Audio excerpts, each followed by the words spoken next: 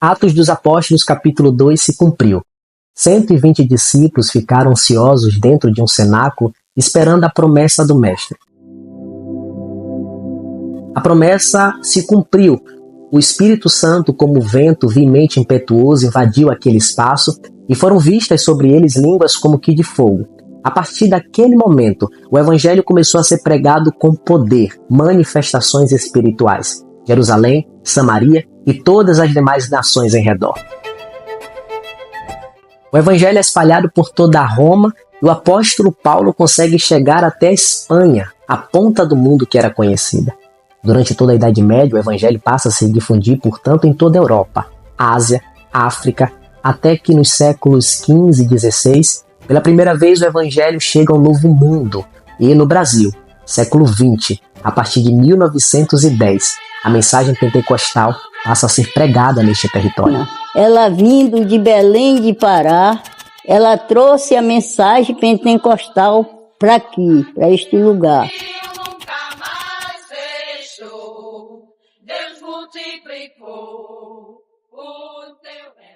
Estamos na congregação mãe da Assembleia de Deus em Pojuca. Esta congregação que agora nós estamos, ela inicia em 8 de dezembro de 1941. A irmã Marli se localiza aonde dentro dessa história? A partir de 1966.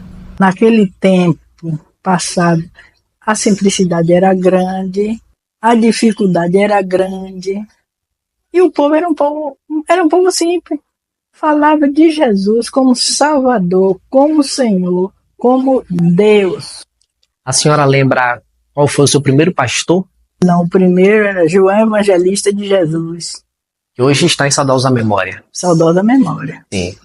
Foi muito... Ele passou um tempo longo em Mata e era muito ativo, porque apesar da congregação de Central ser uma congregação pequena, ele vinha assim, não tinha dia certo de vir, mas no dia que ele vinha, ele entrava na casa dos irmãos, orava por um, conversava com o outro, ia sempre na casa de irmão Aprígio, se fosse necessário se alimentar, tudo. Era um pastor que a gente chama de pastor que tem cheiro de ovelhas. É, sente o cheiro, não pode ver distante. O que dá saudade da igreja daquela época? Era como se diz, um por todos e todos por um. A senhora lembra como era esta congregação aqui? Lembro. Ela era um pouco mais da metade do que ela é hoje, não com essa extensão, era um pouco mais para lá, daqui até a porta. Aqui tinha umas reservas, duas salinhas. E então, eu me lembro que ali na frente tinha Só Jesus Cristo Salva. Eu, criança na igreja, eu me lembro, aquelas irmãs que não sabiam ler, mas elas aprendiam versículos de cor. Elas tinham em memória, elas tinham guardado com elas hinos inteiros, hinos especiais, que eram os que não eram da arte, tinha oportunidade. A igreja pede um hino, a igreja pedia tal número, e chegava lá, dava certo no que a pessoa queria, porque a pessoa sabia o hino. Algum hino da harpa cristã que a senhora se recorda agora e ele toca de forma especial no seu coração? Eu me lembro que muitos que foram cantados pelo meu pai.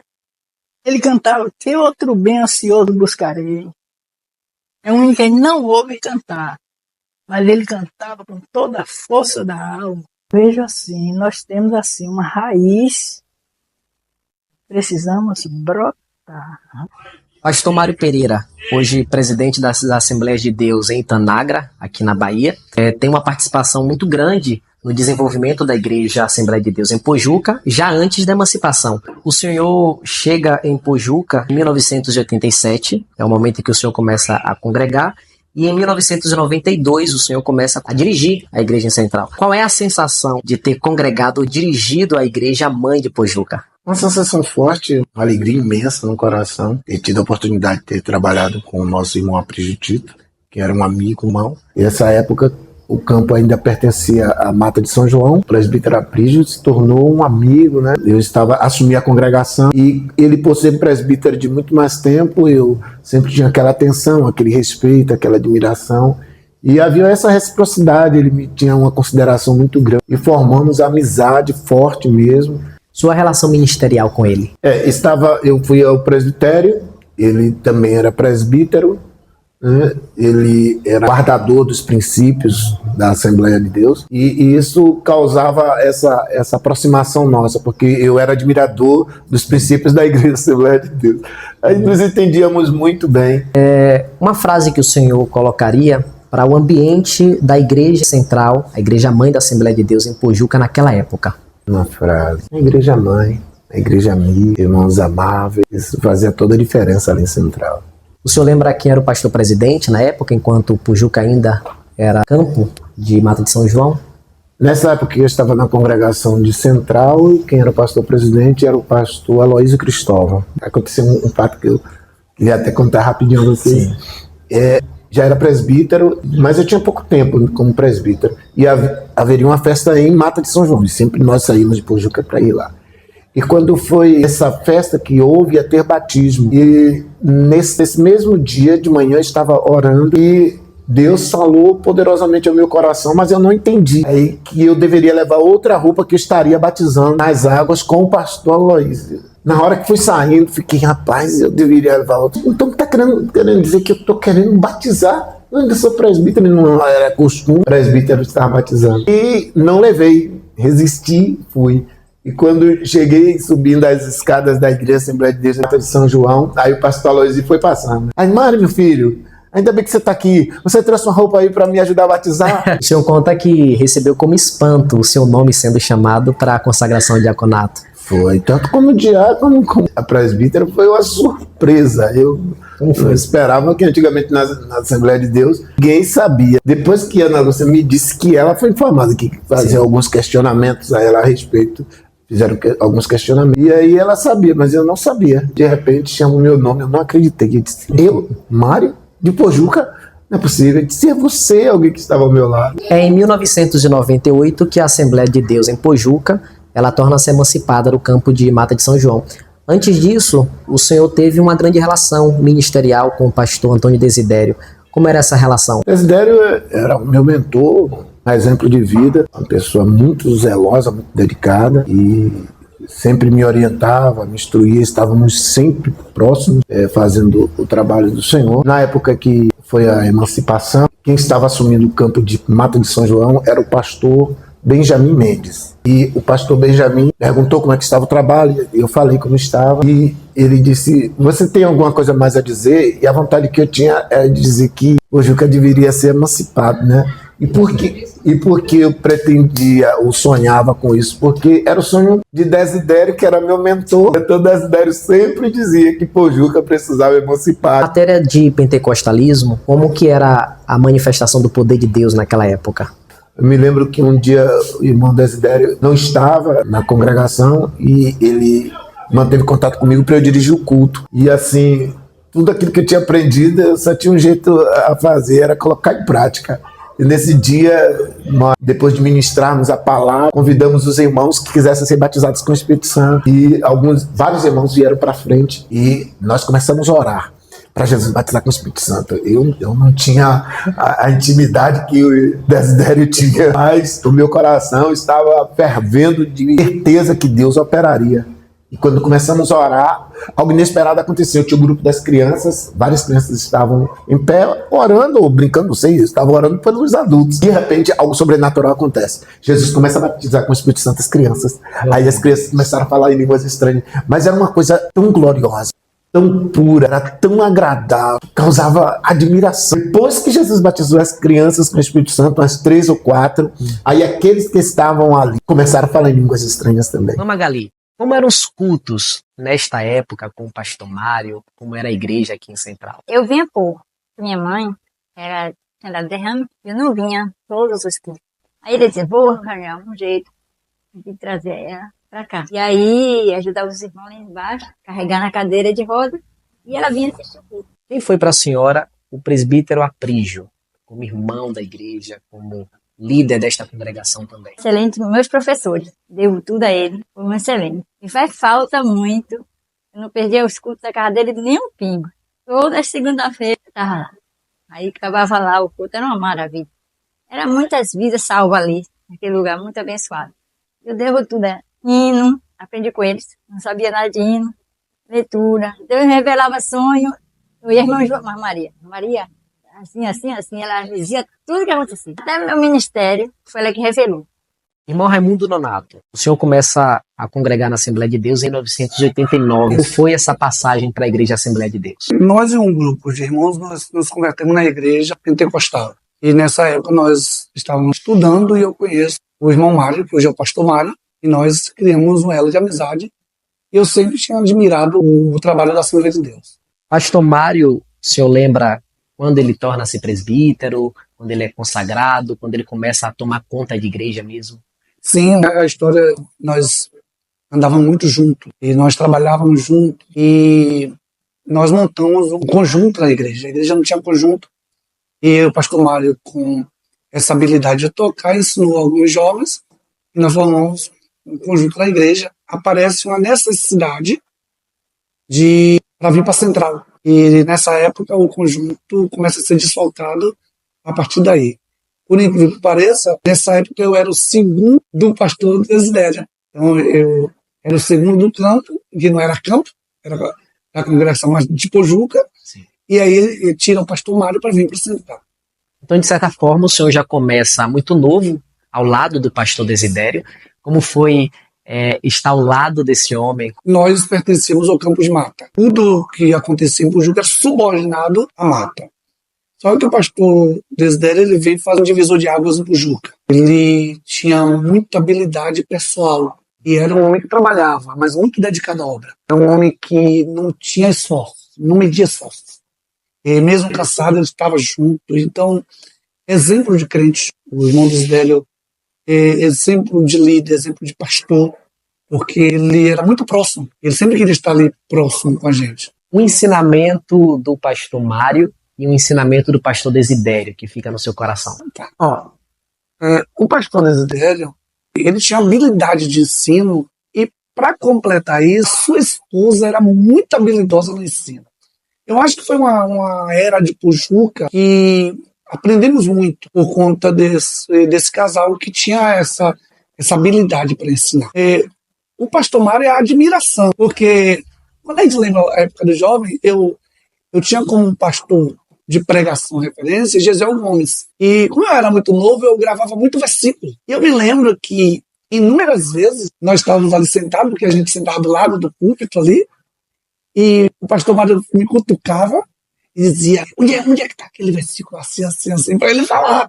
Eu acho que o maior diferencial do pastor Mário é a graça que ele tem. O senhor é a quinta geração de pastores, contando do pastor Domingos. Antes do senhor, então, pastor Domingos, depois o pastor Lerival, depois o pastor Martins, depois o pastor Greg, e vem o senhor. Isso. O senhor vem de uma linhagem de pastores, correto? Com certeza. Quem era seu pai? Pastor Severino Soares. Quem foi o pastor Severino Soares para o senhor? Pastor Severino Soares foi a minha referência como ministro, como pastor. O que hoje eu aplico na igreja, o que eu administro na igreja como pastor, devo tudo a ele, pastor Severino Soares, meu pai. 1998 é a data que nós temos da emancipação de Pojuca. Ela que pertencia ao campo de Mata de São João e era apenas uma das suas congregações. O senhor participa ativamente, inclusive, da escrita da ata que deu a emancipação. O senhor pode contar um pouco para a gente? Verdade. Eu tive a oportunidade, que Deus sabe dos caminhos dele, dos planos, né? São bem diferentes do plano do homem. Não imaginaria que eu hoje fosse o pastor presidente, comemorando esses 27 anos de emancipação da Assembleia de Deus em Pojuca, e ter a honra de redigir a ata de emancipação na nossa convenção em Salvador. Inclusive, tive o privilégio também de fazer o estatuto de diversas igrejas do estado da Bahia. O senhor tem algum tipo de lembrança de qual foi a reação da mesa diretora quando Pojuca quis se emancipar? A reação partiu, não foi da mesa diretora da convenção, e sim da diretoria liderada pelo pastor de então, presidente da Assembleia de Deus em Mata de São João. Ele dizia que tinha sido feito um grande investimento aqui em Pojuca e era necessário que essa igreja, para se tornar autônoma, independente, emancipada eclesiasticamente, teria que ressarcir esses valores para a igreja lá em Mata de São João. O senhor conheceu o pastor Domingos, primeiro presidente de Pojuca? Com certeza tive a oportunidade de conhecê-lo pessoalmente e sempre estávamos juntos nas nossas convenções. Ele era bem tímido, mas homem de decisões fortes e era um servo abençoado de Deus. Uma frase para Pojuca. O privilégio de estar pastoreando uma igreja pacífica, de um ministério amoroso, de uma diretoria compreensiva, é uma bênção do Senhor Jesus. O último censo do IBGE mostrou que a Assembleia de Deus é a maior denominação pentecostal de toda a América Latina. Os senhores imaginavam que a igreja chegaria a essa dimensão? Olha, sempre a gente teve uma visão que a igreja cresceria, que o trabalho ia tomar uma dimensão.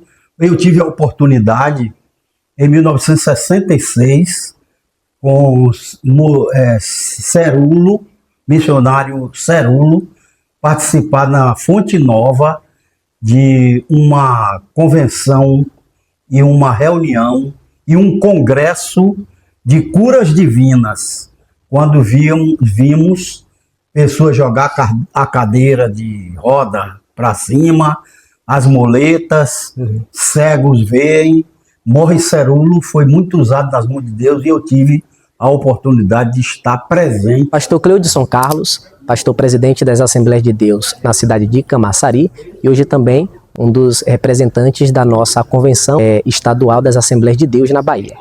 Pastor Cleudson, o que acontece administrativamente falando quando uma igreja decide se emancipar? A decisão de emancipação, na verdade, ela é algo que acontece de forma muito natural. Quando uma igreja adquire condição de ser personalidade jurídica, o Estatuto da Convenção, que é o nosso órgão estadual, ele prevê alguns critérios para que a igreja seja emancipada. Ela precisa ter número de membros, capacidade econômico-financeira, área para que ela possa se expandir. Então, existem critérios, esses critérios são estabelecidos pelo Estatuto da nossa convenção, que é o órgão estadual, e se a igreja atinge esses critérios e a igreja mãe daquela igreja que está sendo emancipada decide emancipá-la, ela submete à convenção. A convenção manda uma comissão, a comissão vai analisar à luz do Estatuto para saber se essa igreja tem condições de emancipação e se preenche os requisitos estatutários da convenção. Pastor Antônio Desidério, irmã Edna de Souza, um casal de pastores que fez parte de Pojuca. 1º de janeiro de 1988 é a data que o pastor Israel Alves Ferreira manda o senhor para Pojuca. Isso. Como foi essa experiência? Não foi uma experiência muito boa porque eu não estava querendo mais dirigir a igreja. E o pastor Israel me mandou para lá e eu fui obedecer. Valeu a pena? Valeu a pena. Como era a obra em Pojuca nos primeiros anos? Os primeiros anos foi difícil. O primeiro batismo em Pojuca batizou só uma pessoa. 6 meses depois batizou 7. Depois dos 6 meses batizou mais 22. E aí começou a nossa carreira. Começamos a evangelizar Cabíola, depois de Central, indo lá para cima, Sapé, Miranga, aquela área do Miranga, evangelizamos tudo ali. E eu fiquei como responsável da cidade. Edna, como foi para a senhora conciliar vida familiar, o lar, a casa, os filhos e a vida na igreja, o ministério? Dedicação. A palavra-chave é dedicação. Dedicação. Apoio ministerial. O senhor sentiu um ministério muito próximo do senhor naquela época? Não, eu era metido a ser liberal, era difícil pedir conselho ao pastor, por isso Alguns pastores pensavam que eu era daqueles que funda a igreja e divide. Muitas vezes fui taxado como esse camarada. Mas só que eu queria ver só o crescimento da igreja. Eu não me importava comigo, eu só me importava com a igreja. Eu era mais igreja do que família. E antes eu era trabalho, igreja e família. Quando eu me aposentei foi igreja e família. Igreja e família. Então minha vida foi essa. Quem é o pastor Alberto? O pastor Alberto é Alberto Albuquerque, ele é o meu genro. O senhor torna-se então vice do pastor Alberto? Isso. Vice do genro? Vice do genro, que foi consagrado a presbítero depois de mim. Qual era a sua relação com o pastor Mário? Ótima, de filho, é como pai e filho. Ele era um tocador na igreja. E a mãe dele um dia me chamou e disse, irmão, ela sempre me chamou de pastor. Eu era auxiliar, mas ela já me chamava de pastor. Pastor, dê um jeito que eu não quero ver meu filho trabalhando só de tocador. A primeira vez que eu mandei ele pregar, ele foi num culto ao ar livre. E eu cheguei na casa dele e disse, Mário, vamos? Ele disse, vamos, você que vai pregar hoje. Ele gritou para mim, nem gravata eu tenho, eu não vou pregar nada. Aí eu disse a ele, você não tem gravata não? Não. Gravata, eu não tenho gravata, como é que eu vou pregar? Aí, o problema é esse. Aí fui lá no carro dele, pegou uma gravata, enrolou, que ele já tinha uma lá reservada, não sei pra quê, né? Aí enrolou, já tem gravata. Fui no carro, peguei uma gravata e a mãe dele disse assim, quem vai fazer, dar o nó da gravata sou eu. E ele botou a gravata. Nesse dia, ele disse, quando eu cheguei, e disse, agora vamos ouvir a última palavra, pastor, pelo irmão Mário. E ele disse que deu um frio na barriga, começou a tremer, mas ele pregou. Qual a sensação, pastor, de ver a igreja crescer e sabendo que o senhor participou disso? Eu me sinto como Paulo, quando ele fez o trabalho e que ele se afastava e ele via o crescimento da igreja e é isso que eu sinto, aquela alegria, graças a Deus que todos os lugares que eu passei, hoje são igrejas grandes. Tem uns 10 pastores que foram meus alunos, foram meus discípulos, né? E hoje são pastores e eu me sinto bem, é como se você vê um filho galgar uma vitória e aquela vitória é sua. Há muita diferença para os cultos dos dias de hoje? Em parte. Porque naquela época a gente se ligava mais na oração e na pregação da palavra. Pujuca pertenceu por muito tempo à Mata de São João. Quando Pujuca passa a ter reuniões para decidir se ela emancipava ou não, o senhor teve algum nível de participação ali? O senhor lembra de alguma coisa daquela época? Eu lembro que o pastor Aloysio Cristóvão, de saudosa memória, ele me chamou e disse, vou liberar 80% da renda de Pujuca para você fazer o que você quer fazer e de hoje em diante você vai preparar a menina para o casamento. E aí eu comecei a preparar. A menina era? A igreja. A igreja. A igreja. É chamar de menina. A menina quer casar e está na hora de você preparar ela para o casamento. A igreja como um todo desejava a emancipação? Desejava. O que eles diziam naquela época? Quando estava na hora de se separar de mata. Porque Pujuca não crescia mais, porque a renda de Pujuca não ficava. A renda de Pujuca era 100% para mata. Porque o pastor Aloysio liberou 80%, mas quando o pastor Benjamin chegou, ele disse para mim, o primeiro culto, a primeira reunião que ele teve comigo, ele disse, de hoje em diante, toda a oferta, tudo que entrar aqui vai para Mata de São João. Mata de São João, portanto, administrava tanto o ministério, quanto as finanças, quanto a estrutura de toda a igreja. Tudo. Eu só fazia dirigir. Eu só fazia dirigir, ganhar alma, fazer.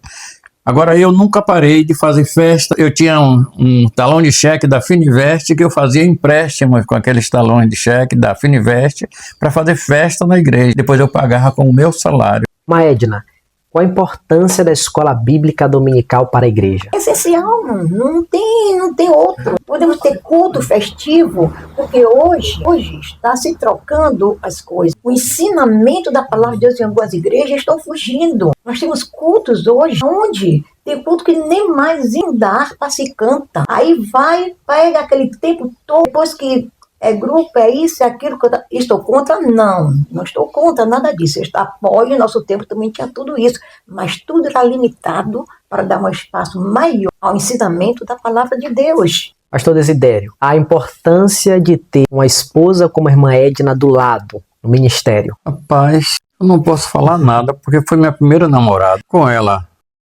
tenho vivido durante 57 anos, né? 57 anos. Ela me deu 6 adoráveis filhos, hoje temos 13 netos e estamos juntos. E o melhor de tudo foi eu respeitar ela e ela me respeitar. E aí não tem coisa melhor do que o respeito entre os dois. Não sei se vamos a 100, né?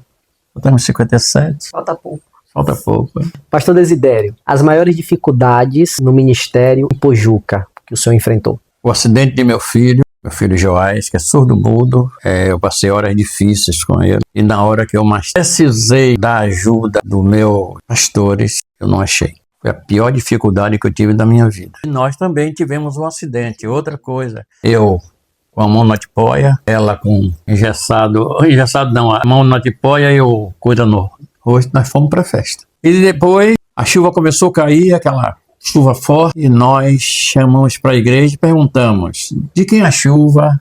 Os irmãos gritaram, é de Deus. E nós somos de quem? De Deus. Então vamos orar para ele passar essa chuva. E passou a chuva, 7 horas não estava mais chovendo, só veio chover meia-noite, depois que nós tiramos até os instrumentos da praça. O pastorado em Pojuca, e mesmo no início do seu ministério lá em Plataforma, Salvador, nunca foi fácil. Acidente com o filho, às vezes um apoio muito pequeno da convenção, dificuldades com o ministério, com a questão financeira da igreja, e isso nunca te parou. Qual conselho o senhor dá para um obreiro hoje que por qualquer coisa quer parar a caminhada, quer desistir?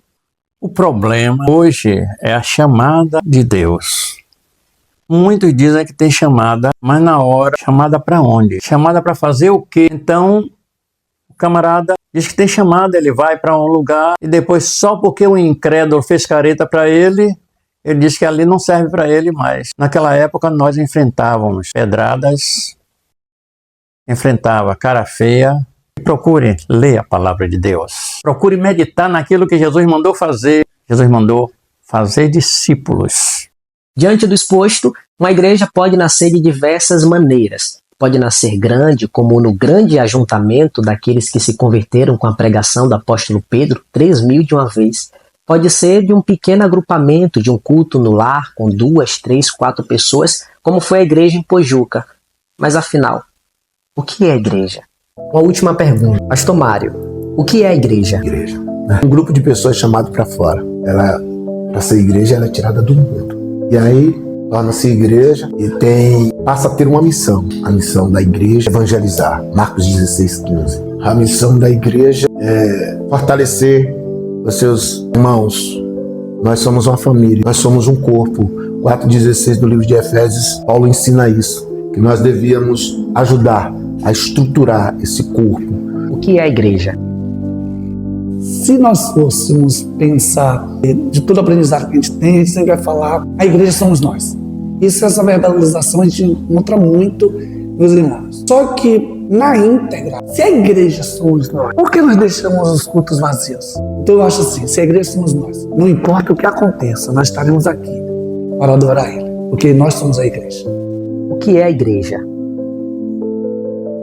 A igreja é a célula viva do que Deus quer do seu povo aqui na terra.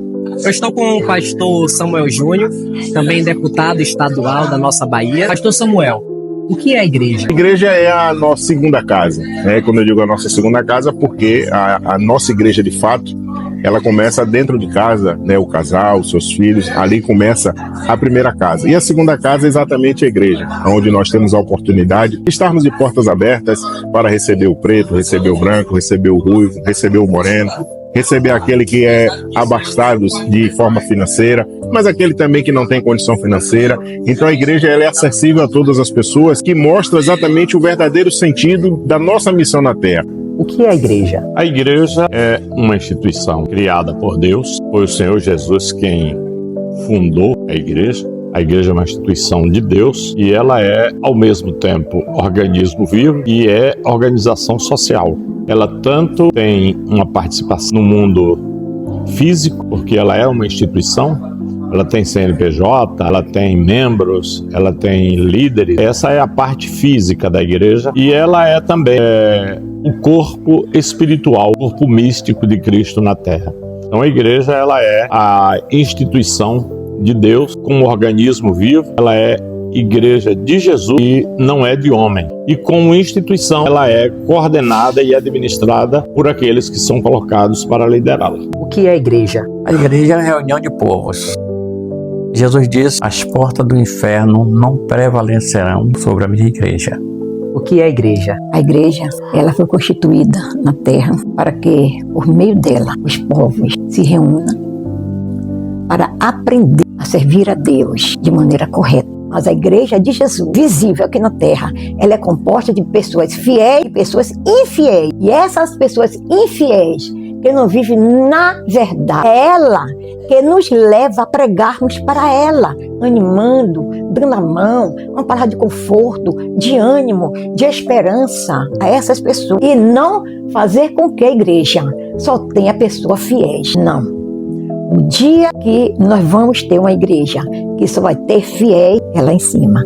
Então a igreja é um órgão que Deus usa aqui na terra para resgatar vidas. Lá fora, traz para cá. E aqui elas vão ser ensinadas a maneira correta de viver. São 27 anos de emancipação da Assembleia de Deus em Pojuca e mais 82 anos de idade. O que o senhor diria para a igreja em Pojuca?